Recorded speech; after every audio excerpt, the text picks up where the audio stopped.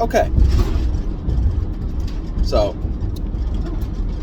this one is going to be about a topic I've dug into at least a few times before, but I didn't hone in, I guess, on this specific topic as much. It was more like tertiary related topics, but it's more design stuff.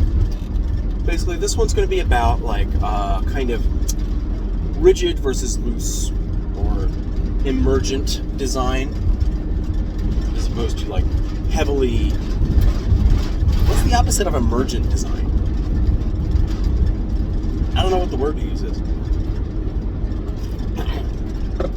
And when it comes down to, it can be summed up as like rigid design is like you plan it out, you know all the little details, you know, it's the heavily designed version of design, like everything is accounted for.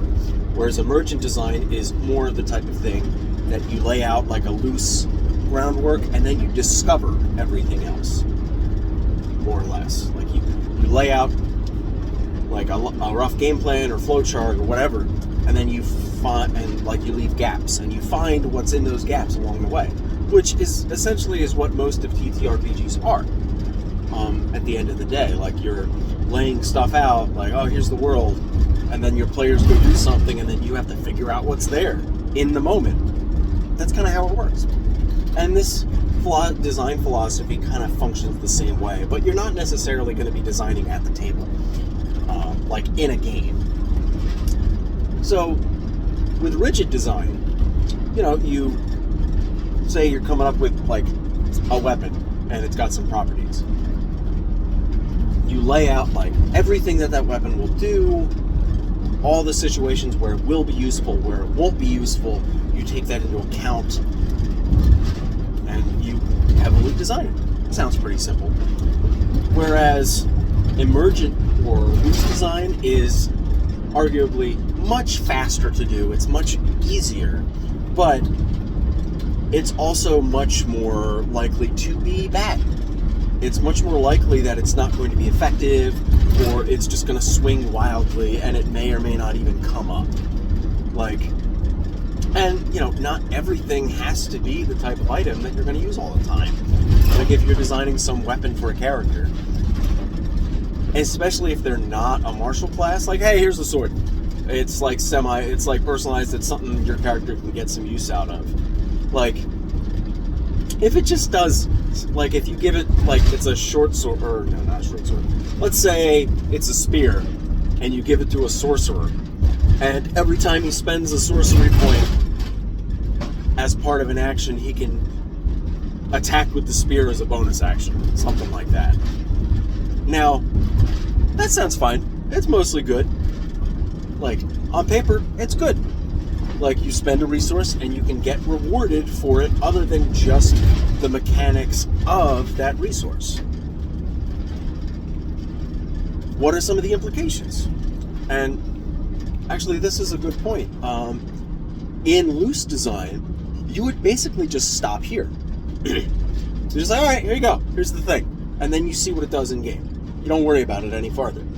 Whereas in more rigid design, tighter design, you start to review this and think about this. And, okay, I gave this spear to my sorcerer player, and every time they spend a sorcery point as on their turn or as an action or however you want to word it, they can attack with the spear as a bonus action. Okay. What does that mean? What will that do? So first, immediately it should be clear that this does not work with Quickened Spell, because that lets you cast a spell as a bonus action. Something you could all, like, and if you're using your bonus action to cast a spell, well, you can't get your free spear attack, can you? So, that's obviously not going to work, is it? So that's one, I guess, limitation, or just design point that's not going to jive. There's no synergy there. But if your sorcerer player did not take Twin Spell, which, let's be real, they're always going to, this isn't as useful. But let's say they don't take Quicken Spell. I said Twin Spell earlier, didn't I? I meant Quicken Spell. So, if your sorcerer player, let's say they take Subtle Spell and Twin Spell, well, now the spear has some use. But there's some other limitations. First, okay, this spear will function most of the time. Like, you do if you're doing Subtle Spell, the only real combat applications of that is avoiding Counterspell. Subtle Spell is more often used for roleplay and social situations. Situations you don't necessarily want to be able to make a spear attack as a bonus action. So that's not super great. There's not a lot of synergy there. But Twin Spell, pretty obvious. That one will work. It's not amazing, but at the same time, let's say they pick different meta magics. Let's say they have Twin Spell and Empowered Spell. Empowered Spell has a lot of good things going for it. It's useful when it comes up. It's a more situational one. But you throw a fireball, you empower it, heighten its damage a little bit, and okay, I can stab this one guy for free. Great. This isn't the type of thing that's likely to be playstyle defining. But it is a nice little thing particularly for a player that likes to make extra attacks. Get as many attacks as you can. And I have one player that's I play with in a few games, and they're a player in my Site 27 campaign, and they're always trying to do extra 2-weapon fighting, or can I do this or can I do that? And partially they're not as rules cognizant as some other players, and that's fine. But they always want to try to do extra stuff. They're always trying to push the envelope. They want to make as many attacks as they can. So this is the type of thing I would give to that player. Now here's another limitation. Particularly, it's a spear. You're giving it to a sorcerer, right? If you're using it as a melee weapon, well, that means the sorcerer is up against some enemy combatants. Not a good look. It's not a good place to be.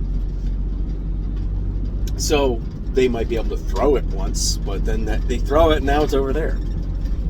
Okay, cool. So maybe instead of making it a spear, you make it a crossbow. I think hand crossbows are martial weapons, correct? I think they are. But light crossbows aren't. So let's say the sorcerer holds a light crossbow, and then they do somatic components and blah, blah, blah, whatever, with their semi-free hand that they only need to use two-handing the crossbow when they're firing it. So, yeah, it's just a crossbow that you can use to do that.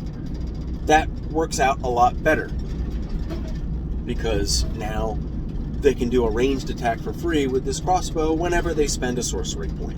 And it also will get the player to use sorcery points more, because sometimes players avoid using those. So that's actually another topic of design. You can give them an item that rewards them for using features that they may not be using enough, or you can encourage players to do certain things, because whatever action they're rewarded for is the action the system, or you, the DM, encourages. So, okay, so we already changed it. We already found limitations of this item, which some of them just make the item effectively less powerful. And one of the limitations makes it much less powerful and much less likely to be even used, so we changed it to a different weapon type. That's an example of going in tighter on the design. And most of the time, I think I lean towards tighter design, but I definitely think it's a good idea to not overly design. You want to leave some gaps to find some interesting things. Especially because the tighter and tighter your design gets, sometimes it ends up being more and more complex. And there's only a certain level of complexity you really want out of certain things. Like a weapon like this that, like, just when you spend a sorcery point on your turn, you can attack with this weapon as a bonus action.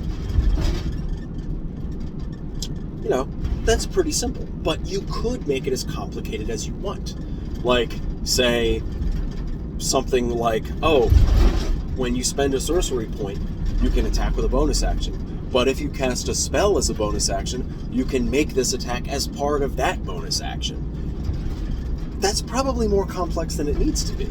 Because now, you're theoretically, like, casting a cantrip as an action, doing a leveled spell or something as a bonus action, and at the same time firing a crossbow. That's a lot of action economy. That's dumb strong. And it's more complex and stronger than you might want it to be. Or if you just add, like, all these extra things, like, you can keep making it more and more complex. Like, say, and you get a bonus to your attack roll depending on the amount of sorcery points that you've spent for this attack. So, for every sorcery point you spend, the next free shot you get adds more to your hit bonus or to extra damage or something. And then like, when you spend that final sorcery point, you get, like, a giant plus 10 to hit or plus 10 to damage if you're, like, level 10. And that's another level of power and complexity that you don't really need to have. Because now you have to track the sorcery points you spent just versus how many you have left. And then you're also being pushed to just spend a sorcery point so you can get all this free extra damage. And that's not necessarily something you want. It's too designed. There's too much going on. And you can do this with feats. You can do this with magic items. You can do this with new spells. You can do this with your actual campaign design. Like, you know, you have to petition the 6 lords of the 6 grand cities of the kingdom, and they're all at equidistant points all on the map, and you have to go to each of them, and each one is super complex and derived, and, like, each one is like a full, like, almost a full campaign in and of themselves, just to, like, parlay and delegate with these different lords to get their favor and do all this stuff. If you want to do that, that's great. Like, just kind of know what you're getting into there. That's going to be really complex and really, like, that might have a lot of different moving parts. And again, if that's what you're trying to do, great, fantastic.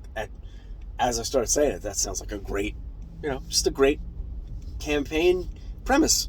Like, you got to bring them all together to do a thing. But, and I guess I'm touching more towards, plan for the type of game your players want. Like, that's great if you're going to design this superly complex thing where they have to do all these complicated steps and, like, get this item to go over here to get this guy's favor so that they can get access to this thing, which will let them sign up for a guild, which will get them an invitation to the ball that is the only time the Lord ever appears in public. Like, stuff like that. That's like just constant cause and effect. Do this so that you can this, so you can X, so you can Y, so you can Z.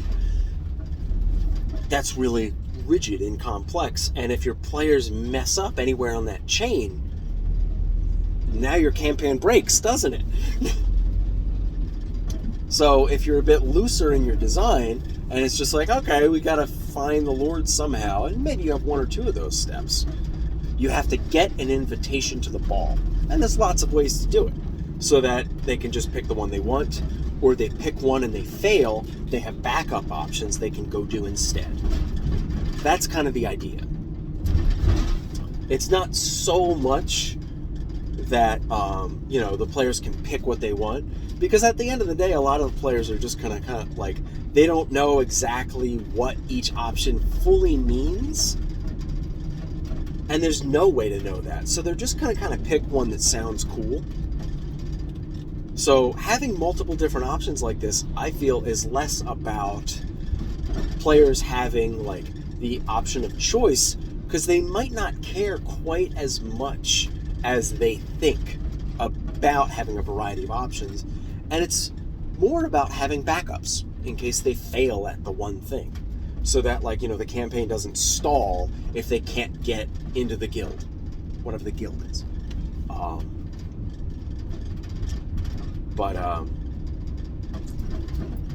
Yeah, I didn't actually talk about the inspiration for this rambling either. Monster Hunter, fantastic game series. It's been one of my favorites for a long time. And one thing that those devs do, at least what I would call it, is they're fairly loose in their design.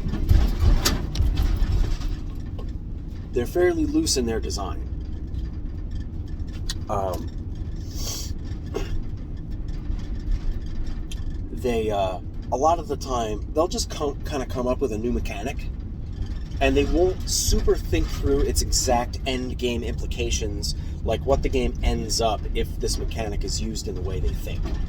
Like in Iceborne, the expansion to World, they added this thing called the Clutch Claw, where you fire a grappling hook and you latch onto a monster, and they had a softening mechanic where you would do a certain attack on whatever monster part that you latched onto, and then for a short amount of time, that part would take increased damage. That sounds cool, except the problem was it was basically mandatory to do. It broke the gameplay flow of fighting the monster. You would have to stop, grab onto the monster, do this thing. And on top of that, the monster was very well defended against this, because if you latched onto a part, it was very easy for a monster to start an attack, and it would just have an active hitbox all over its body, and you just get thrown off. So you waste time, you take damage, all these varying things. And the most important part, it breaks up the gameplay flow. And the reason it was mandatory was, at the same time, like, this softening mechanic would increase your damage by like 25%, right? Well, they also increased monster health by 25%. So it's mandatory. And they didn't fully think about those implications. They just thought, like, okay, this will be a cool thing to interact with. But I found it really irritating to do because it broke the flow. And but other times that, like, loose gameplay design, you end up with a mechanic that's great. But yeah, that's pretty much it for loose and rigid gameplay design.